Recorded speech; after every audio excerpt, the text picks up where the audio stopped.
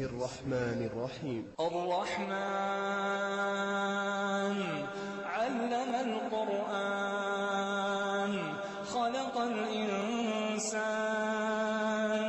علمه البيان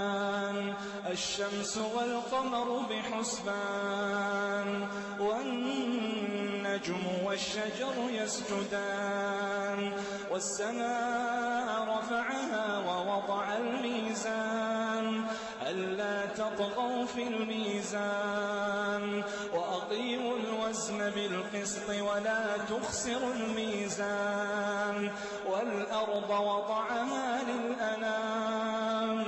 فيها فاكهة والنخل ذات الأكمام والحب ذو العصف والريحان فبأي آلاء ربكما تكذبان